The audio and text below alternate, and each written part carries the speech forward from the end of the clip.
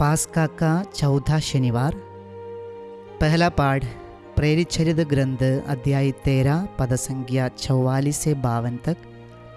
पवित्र सुसमाचार योहन अध्याय 14 पद संख्या 7 से 14 तक।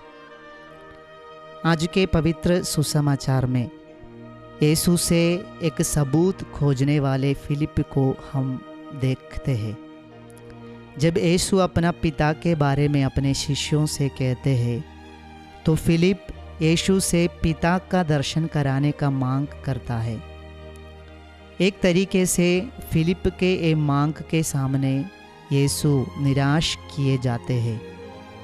बहुत दिनों से यीशु के साथ रहने के बावजूद भी फिलिप ने यीशु को सही ढंग से पहचाना नहीं।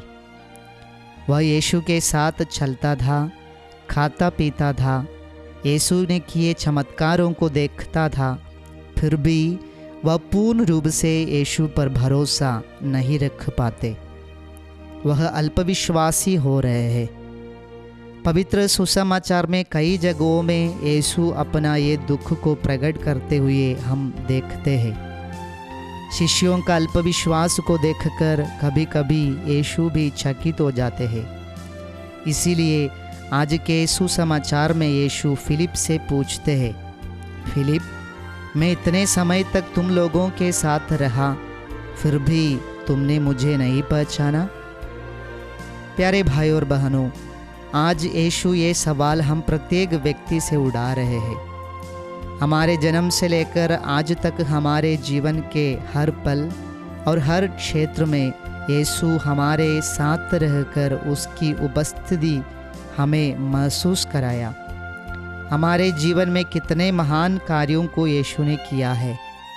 यीशु के संरक्षण या वरदान के बिना हमारे ज़िंदगी के एक भी पल टल नहीं गए हैं। फिर भी हमारे मानसिक दुर्बलता के कारण जब हमारे जीवन में समस्याएं या विपरीत परिस्थितियां आते हैं, हमारा विश्वास कमज़ोर हो जाते हैं। हम भी फिलिप के समान चिन्ह या सबूत के लिए मांग करते रहते हैं। इसीलिए यशायाह नबी का ग्रंथ अध्याय 1 पद संख्या 2 में ईश्वर कहता है, आकाश सुनो, पृथ्वी ध्यान दो, क्योंकि प्रभु बोला, मैंने पुत्रों का पालन पोषण किया, किंतु उन्होंने मेरे विरुद्ध विद्रोह किया है। ईश्वर का एक बहुत बड़ा दुख प्रभु यहाँ प्रकट करते हैं।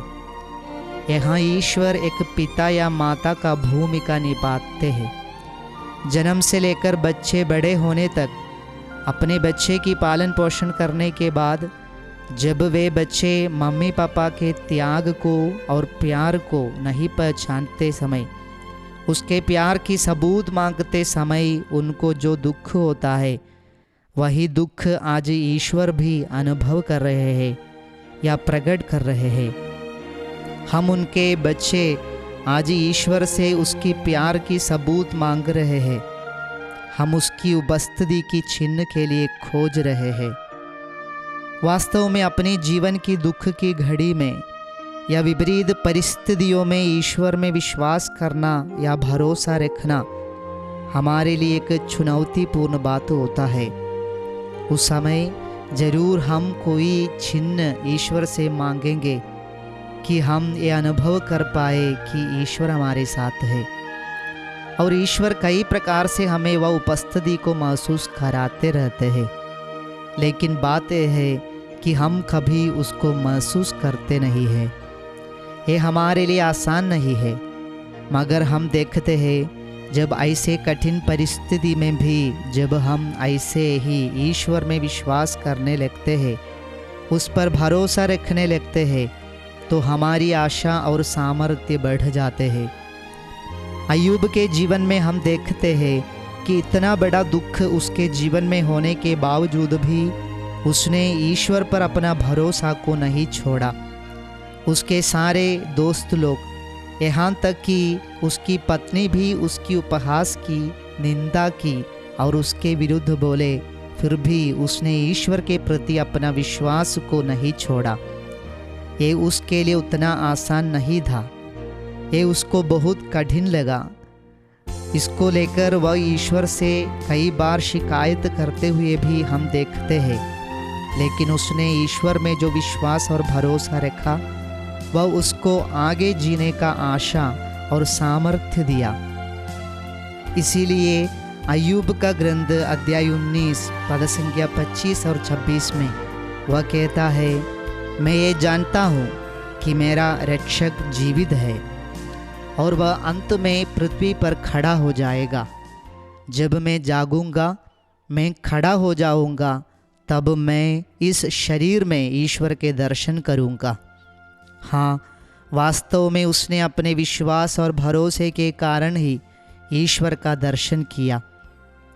प्यारे भाई और बहनों, यदि हम भी अपनी सुख या दुख की घड़ी में ईश्वर का उपस्थिति को महसूस करेंगे तो हम कहीं नहीं गिरेंगे। अय्यूब के समान हम भी खड़े हो जाएंगे। हमारी आशा व्यर्थ नहीं होगी। ईश्वर हमें जो चिन्ह देते हैं उसको हम अनदेखा नहीं करेंगे।